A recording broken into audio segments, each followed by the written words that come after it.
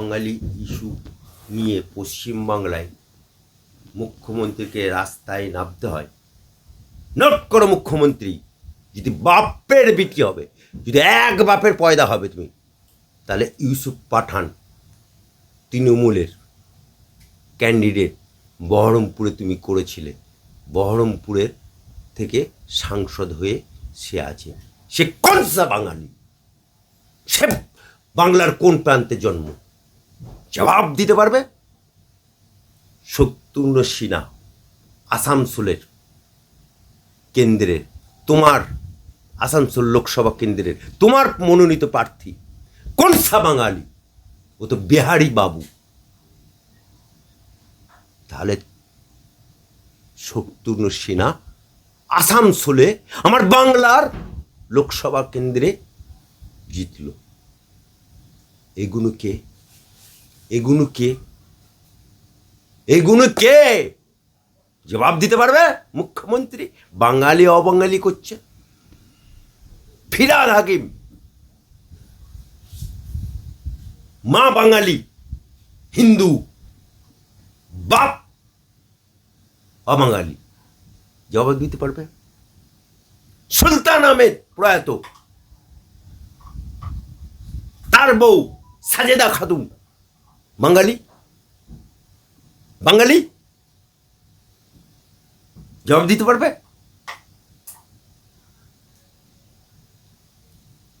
আর একজন মুসলমান, সেও তোমার এমএলএ, নন বেঙ্গলি, জবাব দিতে পারবে?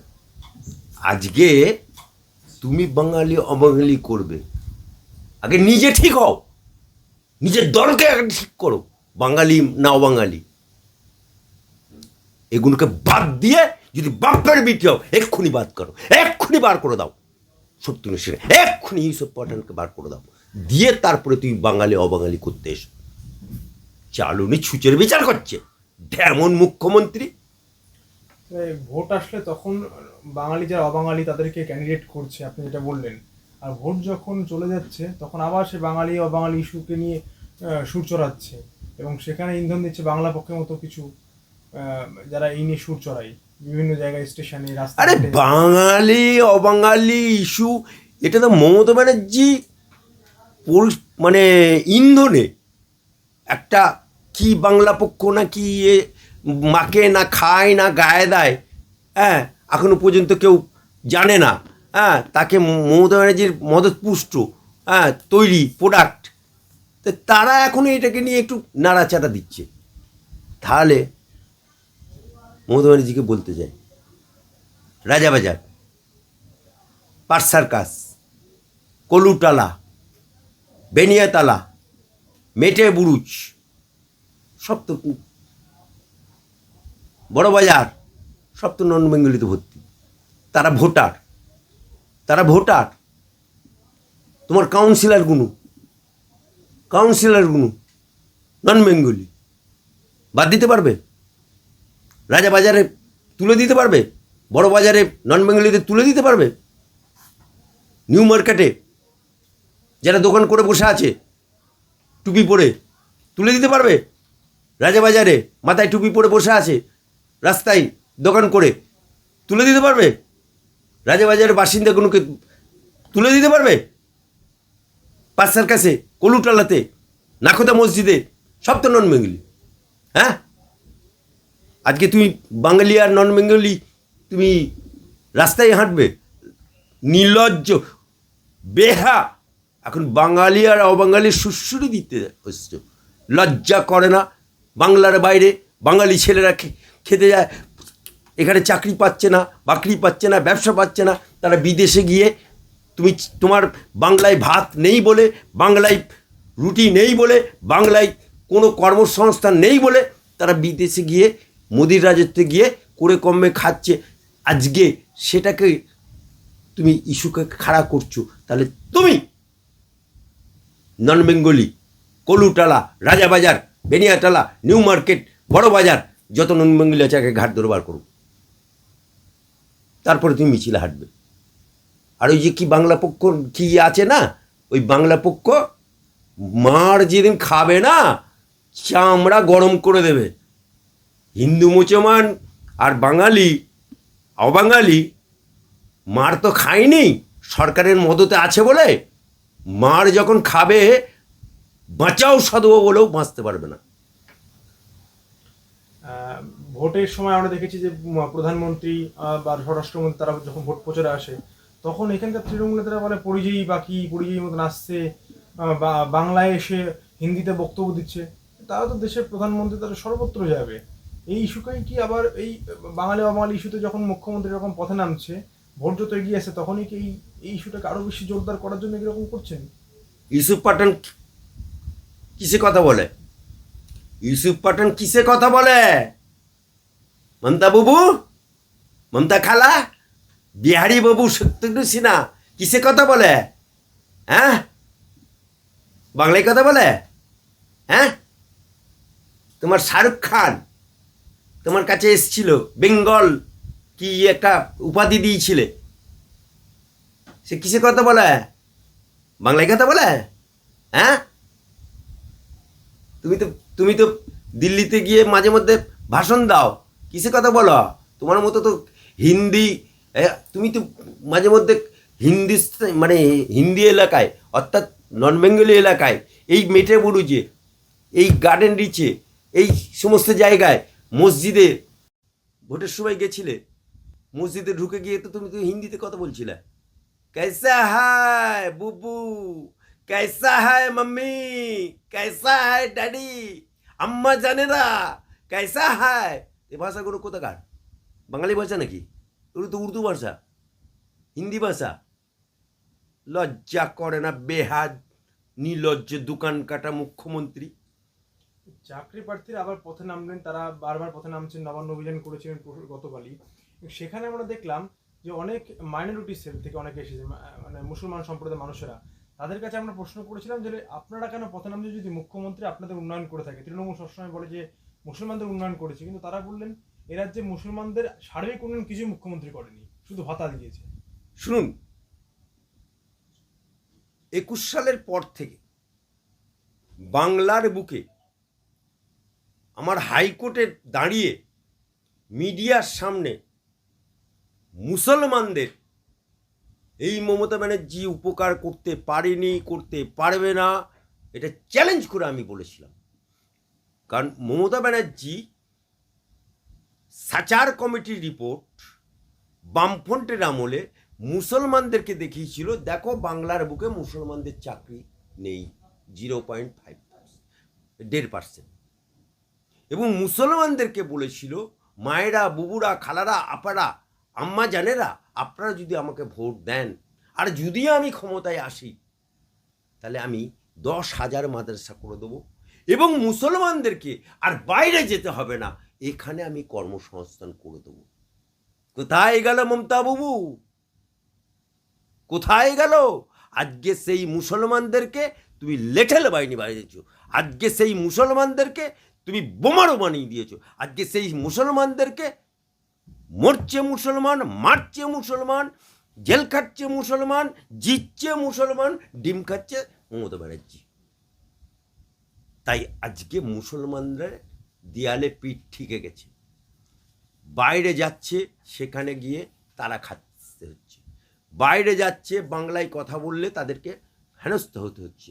আজকে বাংলায় ভাত নেই বলে, মমতা বুবুর কাছে ভাত নেই বলেই তাদেরকে বাইরে যেতে হয়েছে।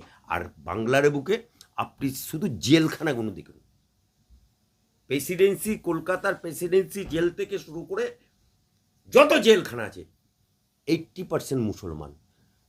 ক্রাইম যা কিছু হয়েছে, মরেছে মুসলমান, মেরেছে মুসলমান, জেল খাচ্ছে মুসলমান, ডিম খাচ্ছে মমতা ব্যানার্জি। আজকে মমতা ব্যানার্জি এই রাজত্বে মুসলমানদের আখেরে কোনো লাভ হয়নি। আখেরে বাংলার মুসলমানদেরকে কতিপয় মুসলমানের উপকার হয়েছে, একথা সত্যি। কাদের? 8 ফেল তোয়া সিদ্দিকি মমতা আসার পরে বিশাল রাজপ্রসাদ করেছে। উপকার কার হয়েছে? শাহজাহানের মতো পাল্টি খাওয়া মাল সিপিএম থেকে বিশাল রাজপ্রাসাদ বানিয়েছে। সিদ্দিকুল্লাহ চৌধুরী, তার উপকার হয়েছে। গ্রন্থাগার মন্ত্রী লাল আলো নীল আলো গাড়ি চড়ছে, পুঁই পুঁই পুঁই পুঁই পুঁই। তার মেয়ে জামাইয়ের লাভ হয়েছে। লাভ হয়েছে কার? ফিরাদ হাকিমের। লাভ হয়েছে কার? হুমায়ুন কবিরের। লাভ হয়েছে কার? বিভিন্ন মুসলমান যারা এমএলএ, যারা মুসলমান প্রধান, যারা মুসলমান পঞ্চায়েত সমিতির সভাধিপতি গ্রাম বাংলায়, তাদের লাভ হয়েছে। কিন্তু আখেরে আম জনতা মুসলমানের শুধুমাত্র বিজেপির জুজুর ভয় দেখিয়ে এখনো পর্যন্ত ক্ষমতা একটাই ঠিক আছে। কিন্তু মমতা ব্যানার্জি জেনে রেখো, দিল্লিতে 15% মুসলমানের বাস। সেই 15% মুসলমান 27 বছর ধরে বিজেপিকে হারানোর জন্য প্রতিবার ভোট করত। এবারে প্রথম ওই দিল্লির মুসলমানরা গদগদ মুসলমান বিধানসভাতে, গদগদ মুসলমান বুথে কমল খেলিয়ে দিয়েছে মুসলমানরা। তাই বিজেপিকে ক্ষমতায় এনে দিয়েছে। ওখানে রেখা গুপ্ত আজকে বিজেপির মুখ্যমন্ত্রী। তাই মমতা ব্যানার্জি আজকে দিল্লি যদি 15% মুসলমান পাল্টি খেতে পারে, তাহলে বাংলার মুসলমান যদি পাল্টি খেয়ে যায়, তাহলে মমতা ব্যানার্জির খাটিয়া খাড়া হয়ে যাবে। 26-এ ভোটের আগে কি এখানকার যারা বাংলার যারা মুসলমান রয়েছেন তারা কি পদ্ম ফুলের সাপোর্টে আসবে? কারণ সময় ভোটে দেখুন, পদ্ম ফুলের সাপোর্টে আসবে কি আসবে না সেটা সময় বলবে। তবে এটুকু বলতে পারি, আমি যখন 2021-এর পর থেকে বক্তৃতা বা হাইকোর্ট চত্বর থেকে মিডিয়ার মাধ্যমে বারবার মুসলমানদেরকে জাগ্রত করার চেষ্টা করেছি, আমার প্রতি যারা হুমকি হামকা অনেক কিছু অত্যাচার, পুলিশ দিয়ে থেকে শুরু করে অনেক অত্যাচার আমার প্রতি চালানোর চেষ্টা করেছে, কিন্তু যে ডর গিয়া ও মার গিয়া, আমি ডরিনি। তাই আজকে ইমামরা মুখ খুলছে, আজকে তোহা সিদ্দিকি মুখ খুলছে, আজকে বাংলার বেশ কিছু মুসলমানরা মুখ খুলছে। কারণ আমরা এটুকু মুসলমানদেরকে জাগ্রত করতে পেরেছি যে বিজেপি সবকা সাথ, সবকা বিকাশ, সবকা বিশেষের উপর চলে। আর বিশেষ করে এখন যে বিজেপির ক্যাপ্টেন হয়েছে, যে ক্যাপ্টেন পশ্চিমবাংলার ক্যাপ্টেন সভাপতি, যে শ্রমিক ভট্টাচার্য বলেছে যে মুসলমানদেরকে যে হাতে তলোয়ার ধরে সেই হাতে কলম ধরাবো, এবং বাংলার বুকে একদিকে মহরমের মিছিল যাবে, একদিকে দুর্গাপুজোর মিছিল যাবে। সম্প্রীতির বার্তা দিয়েছে, যেটা মোদিজি বলেছিল, এক হাতে কোরআন এক হাতে ল্যাপটপ। আজকে মোদিজি একটা হাই কই মুসলমানের বাচ্চা, আমি অ্যাডভোকেট আলী আব্দুল চাঁদ, আমি সৈয়দ বংশের ছেলে, আমি ওবিসি মুসলমান না। আজকে মোদিজির 100 দিনের কাজ শুধুমাত্র হিন্দু এলাকায় হয়েছে, মুসলমানরা পায়নি, দেখাতে পারবে? নো। মোদিজির প্রধানমন্ত্রী আবাস যোজনা শুধুমাত্র হিন্দুদের হয়েছে, মুসলমানদের হয়নি, দেখাতে পারবে? নো। মোদিজির গ্রামীণ সড়ক যোজনা শুধুমাত্র হিন্দু এলাকায় হয়েছে, মুসলমান এলাকায় হয়নি, দেখাতে পারবে? দেখাতে পারবে না। সুতরাং ভোট দেবার সময় তখন বিজেপি সাম্প্রদায়িক অমুক, বিজেপি এলে তোমাদেরকে তেইরে দেবে, বিজেপি এলে তোমাদেরকে আজান দেওয়া বন্ধ করে দেবে, বিজেপি এলে তোমাকে উচ্ছেদ করে দেবে, তোমাকে বাংলাদেশ পেটে দেবে, তোমাকে আফগানিস্তান পেটে দেবে, এই যে জুজুর ভয়। আমি শুধু মুসলমানদেরকে বলছি, ভারতবর্ষের প্রধানমন্ত্রী আজকে এত বছর আছে, নির্ণয় করে 15তে পা দিতে চলেছে। সংবিধান অনুযায়ী তিনি বলছেন সবকা সাথ, সবকা বিকাশ, সবকা বিশ্বাস। আজকে আইন পাশ করে মুসলমানদেরকে এ দেশ ছাড়া করতে পারত, কারণ ধর্মের ভিত্তিতে দেশ ভাগ হয়েছে।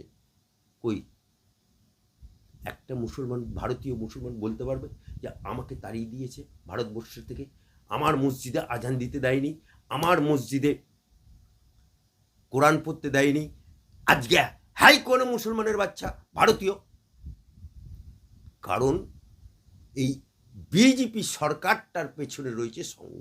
আর সঙ্গের মোহন ভগতজি আমাকে পাশে দাঁড় করিয়ে, রামলালজি, इंद्रेश कुमार बोले जो हिंदू मुसलमान को छोड़छाड़ करेगा, जो हिंदू मुसलमान को, भारतीय मुसलमान को हटने के बाद बोलेगा वो हिंदू ही नहीं। সুতরাং সনাতনীদের মন অনেক বড়, তাই আমরা এখানে মাথা তুলে আছি। শুধুমাত্র সাম্প্রদায়িক রূপ যদি দিয়ে থাকে সেটা হচ্ছে মমতা ব্যানার্জি, কারণ উনি বাংলার বুকে প্রথম মুয়াজ্জেন আর ইমাম ভাতা দিয়ে উনি মুরগি পোষা করতে চেয়েছিলেন। উনি আজকে দেখতে পাচ্ছেন বিভিন্ন নামাজে গিয়ে আল্লাহু আমিন আল্লাহু আকবার বলতো, আজকে উনি দেখতে পাচ্ছেন যে আমার হিন্দু ভোট পাচ্ছে না, তাই উনি কি করলেন, দীঘাতে জগন্নাথ ধাম, জগন্নাথ মন্দির করতে, সরকারি টাকায় মন্দির হয় না, সরকারি টাকায় মসজিদ হয় না, সরকারি টাকায় গির্জা হয় না, তাই মামলাটা আমি করেছি। তাই আবার রেশনের মাধ্যমে সেই প্রসাদ সেটা মুসলমানদের বাড়িতে বাড়িতে পৌঁছে দিচ্ছে।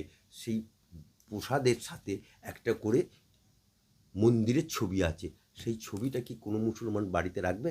মুসলমানের ধর্মে তো ছবি রাখা হারাম, কোনো মুসলমান রাখবে? তার মানে মুসলমানের গেঁড়ে পুঁতে ফেলেছে। এই মুসলমানরা জাগছে, এই মুসলমানদেরকে জাগ্রত করা হচ্ছে, এই মুসলমানদেরকে আলোড়িত করা হচ্ছে, এই মুসলমানদেরকে জাগানো হচ্ছে। আর এরা ঘুম পাড়নির মাসির মতো গল্প জুজু দেখাচ্ছে, बच्चा सो जा गब्बर सिंह आ जाएगा, बच्चा सो जा गब्बर नहीं तो आ जाएगा, बच्चा तुम मुसलमान हो वोट दो नहीं तो बीजेपी आ जाएगा।